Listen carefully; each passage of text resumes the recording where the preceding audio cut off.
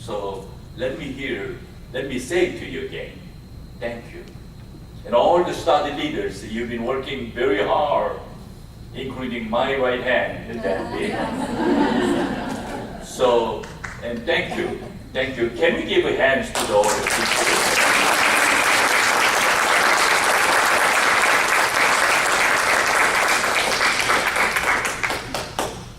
My word, a short word is this. You are the leaders. Some say that I am the leader. Say, yes, I am, but you are also. It is truly that crucial role for leaders is to recognize that they are the only one who sees the whole and its pattern. I think this is a word that I brought to you that in the Habakkuk chapter 2, that he himself went up to the watchtower, more like a hill, more like a mountain, or more like a higher ground, and laid out in front of these leaders, and see what is happening and what is coming, what happened into the whole landscape. I think you and I have been called to be a leader. I think that's the place that you are, and that's the place I am. So, a truly wisdom is that you and I are not just seeing parts, it's not petty stuff, but we are seeing big. We are seeing larger things together. Would you say amen? Amen. So that means you and I be patient, but it's more required such a hard work so that we can see the whole, not just partial things. And then we sometimes stop. This mission you is kind of gathered ground, stumpy ground, and maybe learning ground together so that we can see the whole, what's going in the world, what is happening in the mission field. And you are right there. So, thank you for your commitment to being a leader for this church, this beloved church. Of course, in Habakkuk, that chapter 2 indicated that a leader always trample around the field. Can't you see that I'm relaxed, right? Well, a week ago, I've been taught in the Kansas Samples Group Theology 1 week, 5-day academy, and then I was almost exhausted because 110 degree day. And I came back and I say to my the team at the Sunbury, say, don't schedule. I will just take a couple day vacation. So 3 days I went out down in Chicago, the home. Then, of course, my boss say I needed this, I needed that, I needed that. So started cutting tree and planting this, planting that. Actually, to that tree. Big one, I cut down. So my body is really aching everywhere. Last night I drove up, and of course this morning I drove up to see all of you. Of course it's a whole momentary things, but the fear is coming. Oh, okay, all right, anxiousness, right? Are you ready? Are you going to meet those leaders? What you going to do? The fear sometimes make you blind, right? That's all the time we as leaders facing it.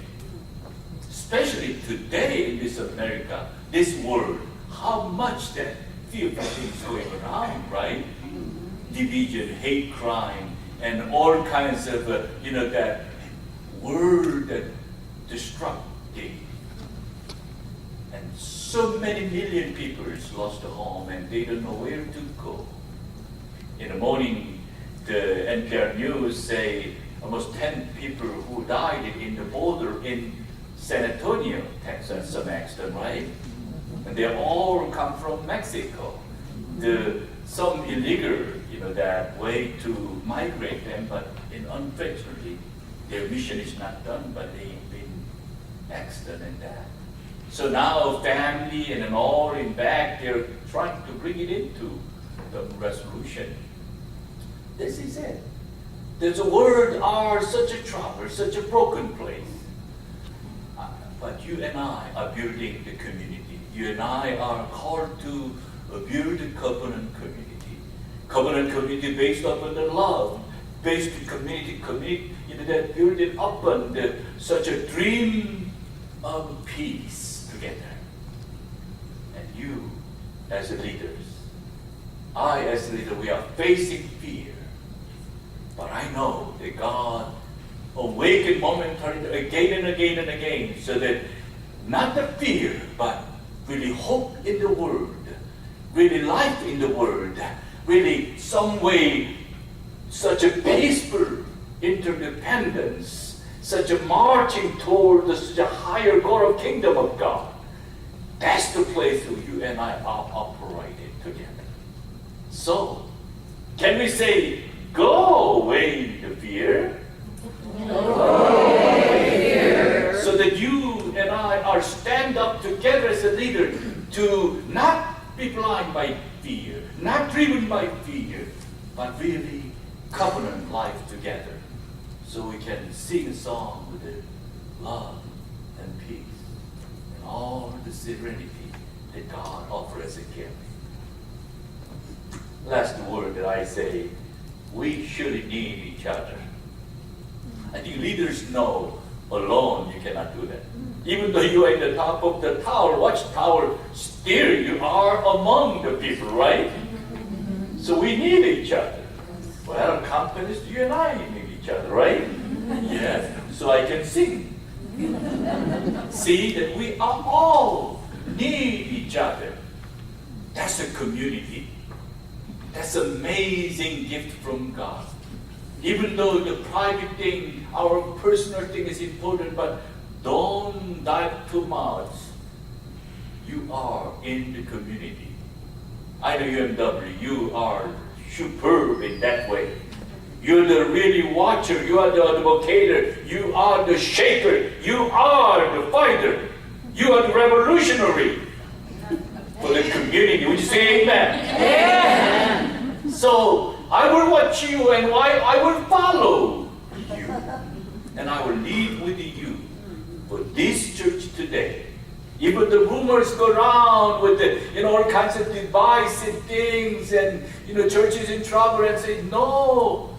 I say no, because we have future. We have God's future. We have such amazing life together as a beloved community, covenant community. So, this is the word that I offer to you for the communion together. So we as Eucharistic community, let's join it together with a really heart that truly yearning God to be with us.